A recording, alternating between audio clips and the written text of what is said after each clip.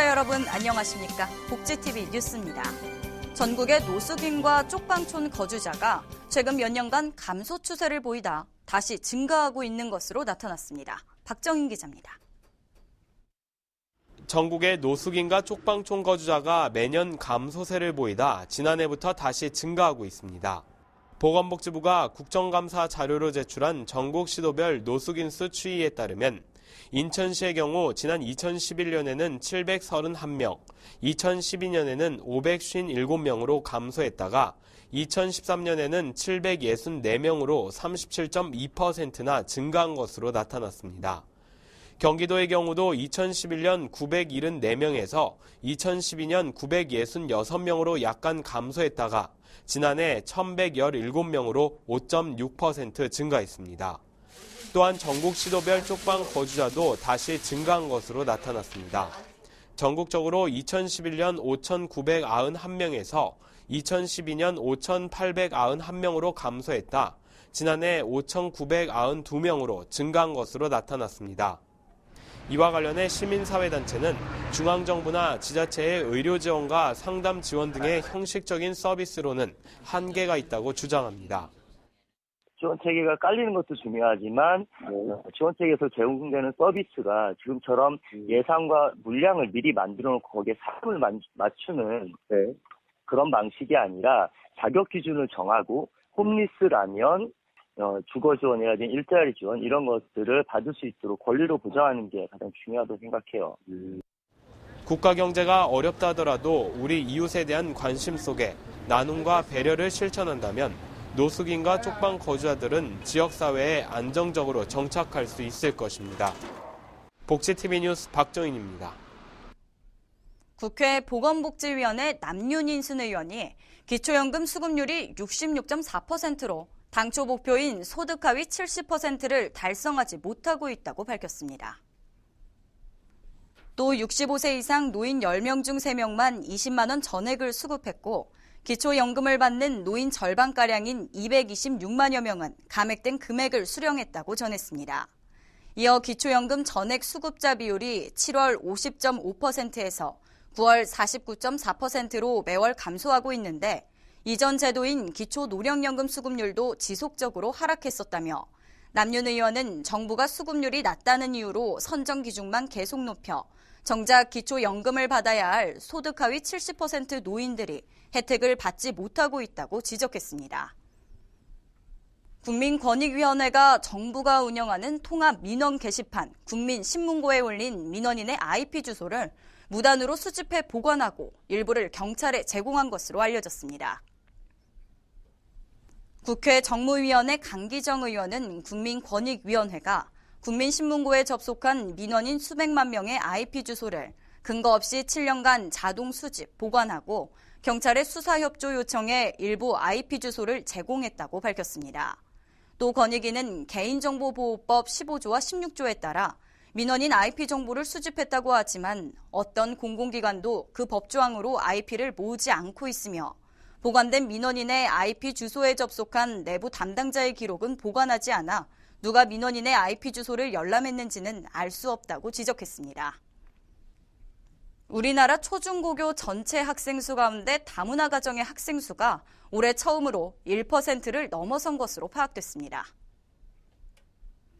국회 교육문화체육관광위원회 윤관석 의원은 교육부 자료를 분석한 결과 올해 4월 기준으로 다문화 가정 학생 수가 67,806명으로 전체 학생 633만 3,617명에 1.07%에 달한다고 밝혔습니다. 윤 의원은 다문화 가정 학생 수가 계속 늘어나는 만큼 한국 정착을 위한 한국어 교육 지원과 진학 진로 상담, 취업 지원 등 교육당국의 다양하고 실질적인 지원책이 마련돼야 한다고 말했습니다. 도심 주차난이 심각한 탓일까요?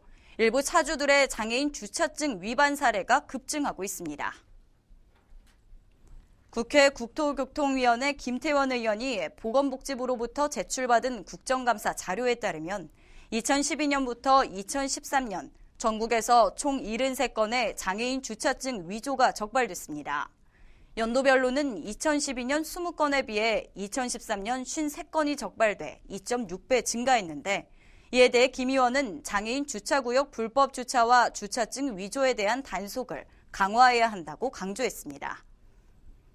정신장애인은 사회의 편견으로 인해 세상 밖으로 나오는데 어려움을 겪곤 하는데요. 이들의 몸과 마음의 건강은 물론 화합을 통해 부정적 인식도 바꾸는 체육대회가 열렸습니다. 한 목소리로 응원하고 한 마음으로 있는 힘껏 공을 던집니다. 이곳은 전국의 정신장애인들의 친목을 도모하고 화합을 위한 체육대회 현장입니다. 10월 10일 세계 정신건강의 날을 맞아 올해로 11회째 열린 전국 정신건강체육대회에는 대한정신보건가족협회 단체장과 회원, 자원봉사자 등이 참석해 서로를 격려하고 응원하는 시간을 보냈습니다.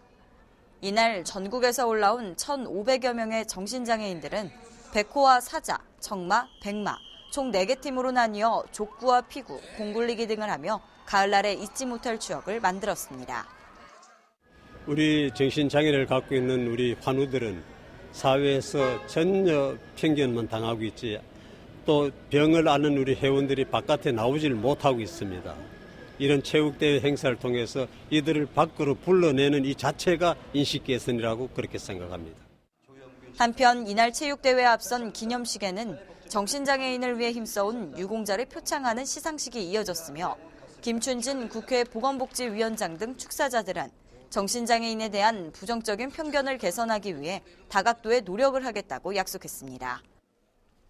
신라 문화를 재조명하고 경주 시민들의 화합을 위한 제42회 신라 문화제가 경주 시내 일원과 봉황대, 황성공원에서 성황리에 펼쳐졌습니다. 현장에 박성호 기자가 다녀왔습니다. 천년왕궁 복원, 이 땅의 미래를 비춘다라는 주제로 신라 문화의 역사성과 설화 중심의 다양한 축제 예술 행사가 경주에서 펼쳐졌습니다. 개막식에 앞서 천지 신명에게 고하는 서재 의식과 함께 길놀이 퍼레이드를 선보이며 신라 천년의 전통 의식을 재현하였습니다. 제42회 신라문화제를 맞아서 이렇게 오늘 서재를 열고 신라문화제를 시작을 하고 있습니다. 신라왕궁 건립을 위해서 경주 시민은 물론이고 대한민국 국민 모두가 대한민국의 정체성을 살리는 이 일에 전부 열정적으로 참여해야 되지 않겠나 이렇게 생각합니다. 이번 행사는 2년마다 한 번씩 개최되며 홀수해에는 문화예술 분야의 전시 공연으로 이루어졌으며 짝수해인 올해는 각종 축제 예술 행사와 더불어 9개 부문 32개의 행사가 열려 시민과 관광객들의 시선을 사로잡았습니다. 경주에 시집 와서 여태까지 살면서 문화제 할 때마다 저도 같이 동참하는 그런 기분이고 즐거에 참석하겠습니다. 신라왕궁 복원 원년의 해를 경축하는 이번 행사는 대한민국 대표 전통지역 축제로서 위상 정립과 함께 신라 천년 문화예술을 전승하고 발전시키는 데 큰 역할을 할 것으로 기대됩니다. 포항에서 복지TV 뉴스 박성호입니다. 남녀노소 누구나 어렵지 않게 할 수 있고 돈이 들지도 않는 경제적이고 효과적인 운동이 있다면 걷기 운동 아닐까요? 청명한 가을날 서울 여의도 공원에서 걷기 대회가 열렸습니다. 가을볕이 따사롭게 내리쬐는 서울 여의도 공원. 편한 신발을 신고 가벼운 옷차림을 한 사람들이 북적이는 이곳은 국민건강보험공단 서울지역본부의 건강걷기 대회 현장입니다. 오늘 서울지역본부의 희망나눔 건강걷기대회 행사는 걷기 운동을 생활화하고 실천함으로써 국민들께서 건강하고 행복한 생활을 하시는데 도움을 드리고자 개최한 것입니다. 이날 대회에는 서울 시민 6천여 명이 참가했으며 신나는 음악에 맞춘 몸풀기 체조를 시작으로 여의도 공원과 한강 산책로 일대 3km를 일주하는 대회가 펼쳐졌습니다. 우승보다는 함께 걸어가며 건강을 챙기는 것에 의미가 있는 대회. 다리가 튼튼해지죠. 걸으면 우리 노인들은 이렇게 걷기가 쉽지 않은데 이런 합동으로 걸으니까 힘이 들고 자주 있으면 좋겠고요. 여러분이 많이 참석을 했으면 좋겠어요. 가족과 함께해서 더욱 즐거운 추억으로 남는 시간입니다. 엄마랑 같이 걸으니까 기분도 좋고 몸도 마음도 건강해지는 것 같았어요. 같이 엄마와 함께 걸으니까 뜻깊은 추억을 만든 것 같아요. 일상에서 어렵지 않게 할 수 있고 만성질환 예방과 개선은 물론 스트레스 해소까지 시켜주는 걷기 운동. 걷기 좋은 가을날 함께 해보시면 좋을 듯합니다. 장애예술인 김동숙 화가의 작품을 만나볼 수 있는 전시회가 발달장애 아동 특수학교인 서울 미랄학교에서 열렸습니다. 김동숙 작가는 1956년 강원도 강릉에서 태어나 강릉 원주대학교 서양학과를 졸업하고 수많은 개인전을 열어온 서양 화가입니다. 이번 전시회에서는 그간 그녀의 다양한 작품을 감상할 수 있는 전시를 한 한편 작품을 통해 장애인 관람객들은 마음의 치료와 치유가 되길 바라며 비장애인 관람객들에게는 평안과 휴식을 줄 수 있는 전시가 되길 바란다고 전했습니다.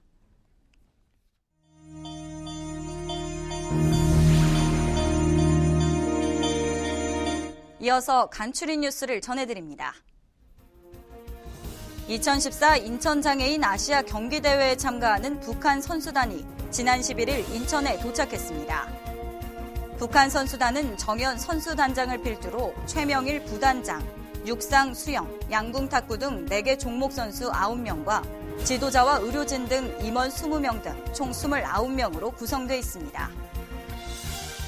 국립중앙도서관이 고희선, 강만수 작가와 함께하는 장애인 독서 문학기행을 오는 15일과 18일 2회에 걸쳐 진행합니다.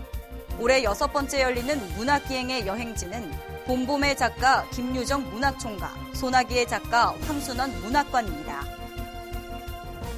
함께하는 나눔, 더불어 사는 광주를 주제로 2014 광주광역시 나눔 대축제가 열렸습니다. 이번 행사는 시민에게 생활 속에서 실천 가능한 다양한 형태의 나눔과 기부 문화를 소개하고 체험할 수 있는 기회를 제공해 지역 내 나눔 문화를 활성화하고자 마련됐으며 나눔 걷기 대회, 나눔 비빔밥 만들기 등 다양한 부대 행사가 펼쳐졌습니다. 경남 DPI 거제시 지회가 주최하는 제4회 거제시 장애인 예술제가 오는 21일 거제 청소년 수련관에서 열립니다. 이번 행사는 본 행사와 부대 행사로 준비됐으며 장애인 예술 경연 참가자와 예술인 등 총 14개 팀 150여 명이 참가할 예정입니다.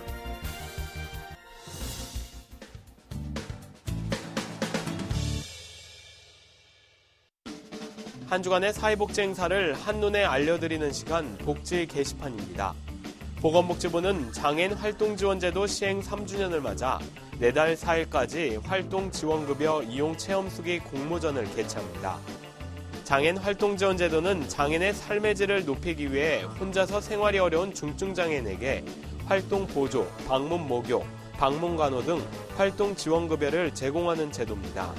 이 공모전은 제도를 이용한 경험이 있는 장애인과 가족 또는 활동지원인력 등 사업 종사자를 대상으로 하며 장애인 희망을 그리다라는 주제로 3,000자 내외의 에세이를 작성해 응모하면 됩니다. 사단법인 한국뇌변변장애인 인권협회에서 제4회 전국 뇌변변장애인 인권대회를 실시합니다. 세상을 바꿔라라는 주제로 열리는 이번 대회는 뇌변변 장애인들의 다양한 보장 용고 활용상, 뇌변변 장애인의 인권 온도계, 뇌변변 장애인들이 살아가는 삶의 터전을 바꾸기 위한 제도 개선 등 각기 다양한 아이디어를 발표하는 자리입니다. 자세한 내용은 한국뇌변변장애인 인권협회로 문의하시기 바랍니다.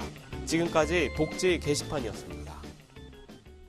장기화되고 있는 경기 침체 속에 다시금 늘고 있는 노숙인과 쪽방촌 거주자 수는 안타까운 대한민국의 현실을 그대로 보여주는 것 같습니다. 정부는 이들을 위한 대책이랍시고 예산에 맞춘 지원 정책만 내놓을 것이 아니라 정확히 필요한 것이 무엇인지 파악하고 개개인의 권리를 보장해 줄 수 있는 정책을 펼쳐야 할 것입니다. 복지TV 뉴스를 마칩니다. 시청해주신 여러분 고맙습니다.